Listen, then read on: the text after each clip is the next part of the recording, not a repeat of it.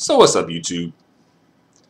So I want to come through and talk about an ad that I saw on YouTube's front page. Um, this ad ran on September 15th, and it was like when I saw the ad, I was like, oh.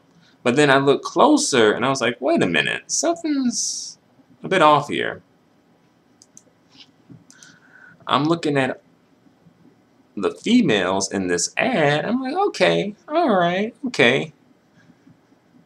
And then I look at the dark-skinned female in the ad and compare her to her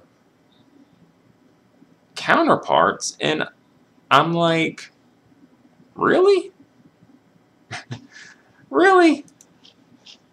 Really?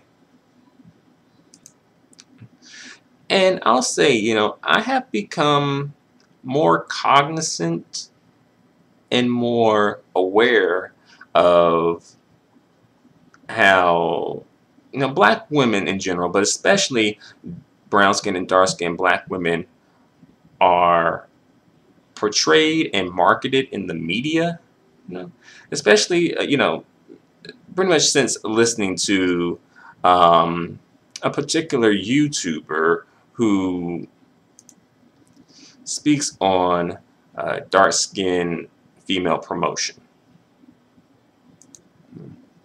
To keep it real, I probably wasn't really aware of this, honestly, because I don't know why. I guess I was just ignorant, right? Just ignorant, right? But we're all ignorant to something, right? We are. We all don't know everything, right?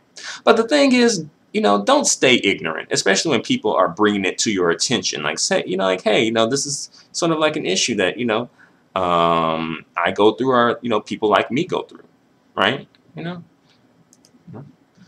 Just, be aware of it and have some concern for it. I don't really think that's asking too much, is it? But yeah, so the ad. The only dark-skinned female in the ad looks masculine, as usual. They love when they want some masculine shit from a female. They love, that's when they know, that's when they remember that a dark-skinned female exists, right? That's when the casting department remembers, oh, dark-skinned females, they exist. Like when they want a negative portrayal of a black woman, right? Then all of a sudden, these casting departments and casting agencies remember that dark-skinned black females exist. But when they want positive shit, then it's like, it's 1,000,001 excuses. At this point, I'm like, is this calculated? Like, it seems like this is like almost like a conspiracy to an extent. Like, it's like, I don't know, it just seems like this is just low-key calculated for some reason. Like, there's like some sort of agenda at play. And I don't know why. I'm like, and I honestly, considering what we've been through in this country as a people, is that really out the realm of possibility? Let's be real. As quiet as it's kept, dark-skinned and brown-skinned men especially tend to believe this idea, and even perpetuate it by dressing up as black women and mocking them. And this has been mentioned before. And usually, when there's backlash over it, it's usually backlash because, oh, you're making black men look bad, not because you're making black women look bad. But you notice, usually it's the brown-skinned and dark-skinned men who do that shit, though, right? Usually the light-skinned dudes don't dress up and mock light-skinned females, right? You really don't see that, right? You don't see no light-skinned dude dressing up as a light-skinned female and, playing up stereotypes of a light-skinned female. You don't really see that. But to the brown skin and dark skinned men who may be feeling like, oh, this isn't an issue, so what? Don't get your validation from the media. Validate yourself, right? For the black men, the dark skinned, brown skinned black men in particular, who be spouting that shit, right? I'll present a scenario to you, okay? How would you feel if brown skinned and dark skinned men were habitually and almost exclusively portrayed in the media as homosexuals, transsexuals, transgenders, cross-dressers, drag queens, down low niggas, homo thugs? And that was your public image, and those were the only images out there of you. How would you feel about that? I mean, let's be real. Let's look at the reaction to that movie Moonlight. When it was sweeping the Oscars and getting so much attention from the Oscars, right? And I was in agreement. I was like, what the hell? Like, stop pushing that shit. I was like that too. And you notice, like, they low-key like to push shit like that. You gotta, but especially when it comes to the dark-skinned females, though, for some reason.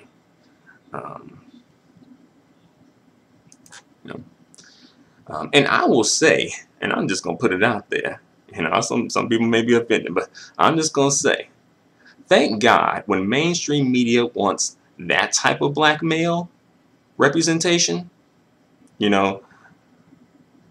the homosexuals, transgenders, transsexuals, cross-dressers, drag queens, down low niggas, homo thugs, etc. When they want that representation, thank God they do not use a light-skinned, mixed, biracial man.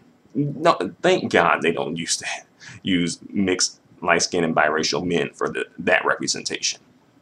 Thankfully, they'll just remember that they'll keep it to just, like, the casting department will just keep it to, okay, black male, right? Your quote-unquote typical black male. Because we already got enough bullshit to deal with. So, nah, don't push that shit over here on us. Shit. But I say all of that to say that, this is basically how dark-skinned black women feel. How the same way you would feel if that was, your public image. This is how dark-skinned black women feel, because it's like, hey, we want to be portrayed as feminine. The dark-skinned women want to be portrayed as feminine, not masculine. Just like, the brown-skinned, dark-skinned men want to be portrayed as masculine, not feminine. I don't really think that's asking a lot either, right? But I didn't just want to complain, I kind of wanted to try and do something about the situation, So I decided to write a letter to Olay and email it to them. So I'll read the letter that I wrote to Olay. All right. Hello, my name is Stephen Brown. This email is in reference to an Olay ad that ran on YouTube.com's front page on September 15, 2018. I also attached a photo of the ad that I'm referencing. I do not know if this is the correct department to send this email. By chance, if it is not, can you please forward this email to the correct department? Thank you.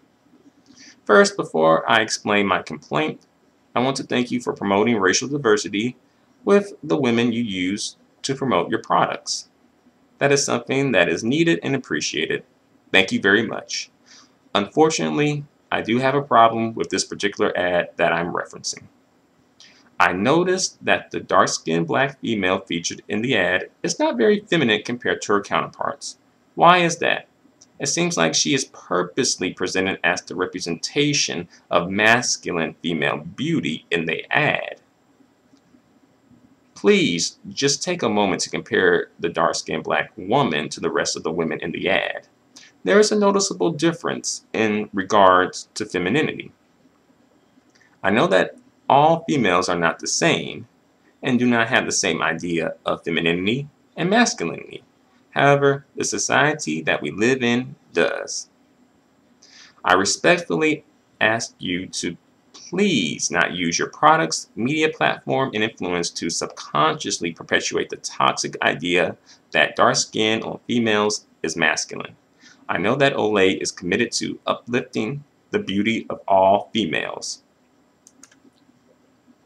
regardless of biological or socio-cultural factors. However, dark-skinned black females need feminine beauty promotion. They already have enough masculine promotion. Instead, can you please make more of an effort to use feminine, dark-skinned black women to promote your products instead?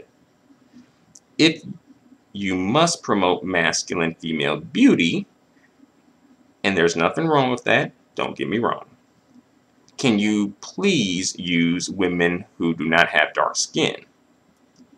And if all of this is just too much or too bothersome for you to deal with, then just don't use dark-skinned black women at all to promote your products. No hard feelings.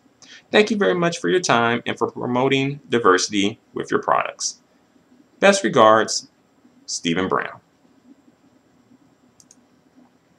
Alright, so that was the letter that I sent to Olay, right? And then when I sent the letter, I received an automated response first. And basically the response said, you know, we received your email and we'll be back in touch as soon as possible, usually within 2 to 3 days. And they gave me a reference number. And if you've not heard from us in 3 days, it could be that our response got caught in your spam filters. Check your spam folder. And if you call, use your reference number. All right.